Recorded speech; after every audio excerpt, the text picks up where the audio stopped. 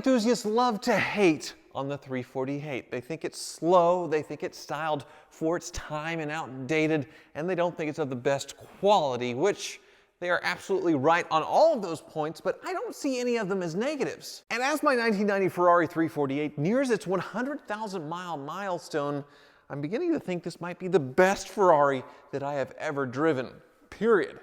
I know. Now, I'll admit I haven't had too many opportunities to drive a lot of vintage Ferraris, but the oldest ones that I have driven, the 308 and the Mondial, they do feel slow and dated, but not dated in a cool vintage way. They just feel old. And then, of course, I owned the successor to this for a brief time, the 355, RIP, burned to the ground, but I always thought the steering was a little over-assisted and weird, as opposed to this 348 where it's totally manual, unassisted, and perfect. The same kind of steering setup was in the Ferrari Testarossa that I had briefly, but that was a much heavier, bigger car, and it was pretty unwieldy at parking lot speeds. And then with the 360 and the 430 and the 458, and I haven't driven a 488 yet, but it's probably kind of the same, they actually feel kind of boring to drive at normal speeds. You really can't get into the car's excitement level at anywhere close to a speed that wouldn't send you directly to jail, and they're just so modern and so easy to drive. They're just not as exciting as driving this around town. Driving a 348 requires a little thought, a little concentration, some effort. It's engaging as opposed to those modern cars that are electronically controlled, dual clutch,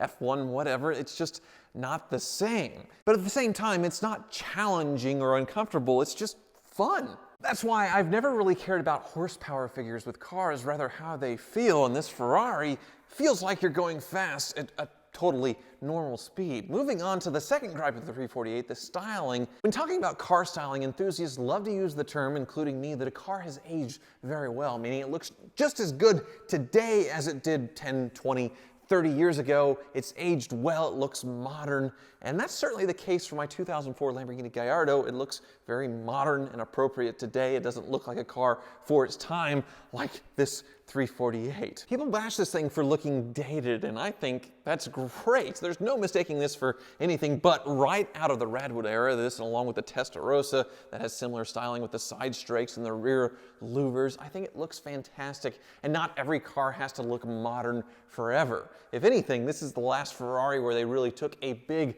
styling risk, in my opinion, because the 355, it's just kind of a softer, smoother version of this. It is very beautiful, but the 360, same thing. It's that swoopy, smooth lines. It really didn't set any trends like the 348. But unless you get into the top tier hypercar range, cars really don't look as exciting as they did in my youth with the poster cars, at least in my opinion. As for the quality issues, am I the only person that finds the quirkiness of old Ferraris endearing? I mean, the weird gaps in the body panels, the weird ergonomics, the obvious glaring issues that could have been fixed so easily if someone put a little extra thought into the interior and the layout of the car, but nobody did it. They didn't care. Now, there are some drawbacks to a vintage Ferrari, especially the belt service. Every 5 to 7 years, the engine has to come out to get the belts removed. But really, when you look at everything else, it is so simple. This is one of the last Ferraris that you really could maintain in your own garage very easily. It doesn't have as many complicated electronics that don't need special Ferrari computers to get codes. It's just very simple. Ferrari put way more effort into the drivetrain and the way this thing looks than anything else, and it certainly shows. But with all the gaps and the exposed bolts in the cabin and all that stuff, it's not too hard to figure out how everything comes apart. Now, admittedly, this Ferrari wasn't maintained by the owners themselves that much. And I have the service records right here. It is a nice, very thick encyclopedia.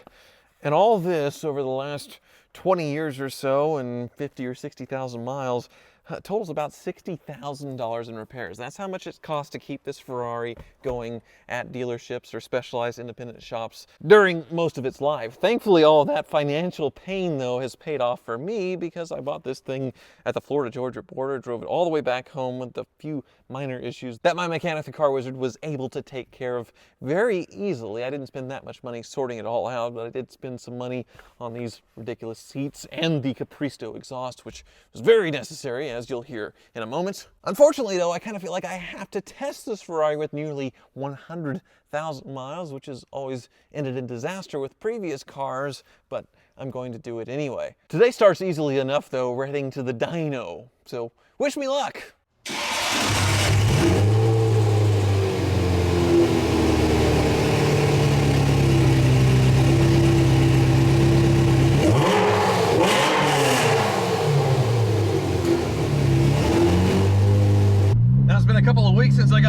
exhaust, this Capristo exhaust, and so far,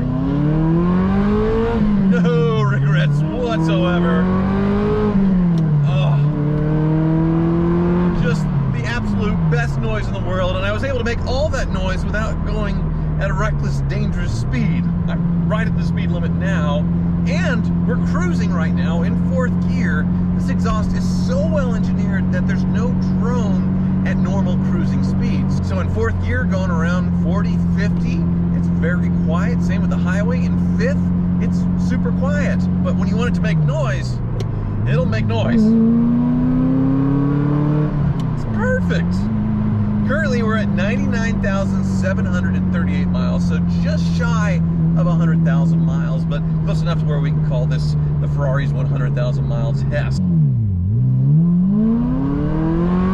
Oh, and how could I forget the gated manual shifter? That's another big draw on these old Ferraris. It's something that's completely extinct. But let's get back to the testing. I've done this on several cars before, and the dyno is the least stressful one of the bunch. I've yet to break one on the dyno other than a check engine light. And horsepower figures that are reported to the media that you find on Google, they aren't really accurate when it comes to the dyno, because that figure is what the engine is putting out at the crank. There's normal loss through the powertrain, through the transmission, to the wheels.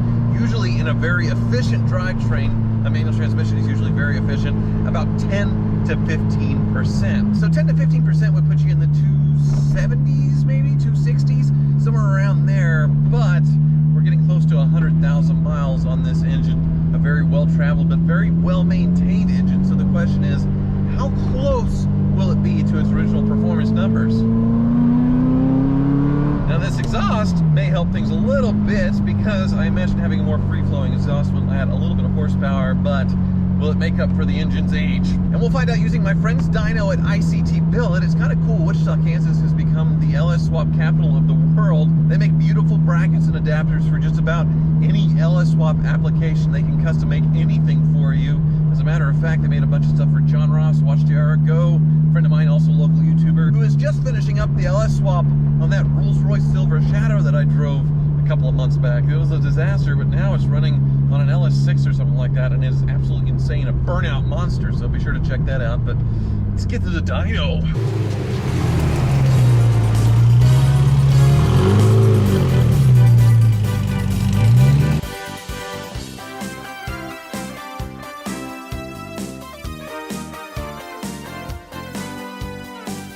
Now this Ferrari doesn't have quite a 1-to-1 gear ratio like other cars, so the dyno reading, you're not going to be exactly on with the engine, but people are saying mid to high 200s, and 4th is pretty good, so I guess that's what we'll shoot for.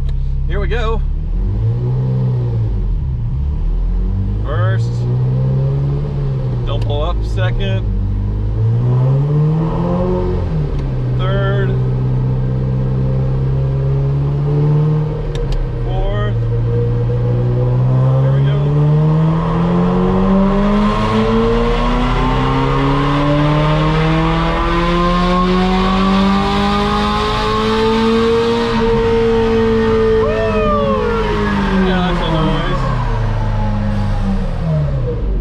Great noise, wow. And I killed it. 254. 254, that's actually really good.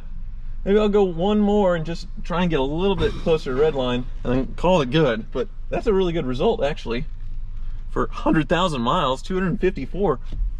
Oh, thanks, still pretty happy. Yeah.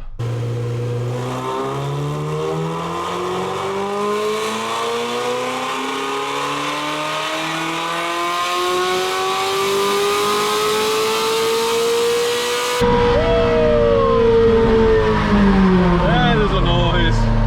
Oh, that Capristo is the best decision ever. Oh, yeah.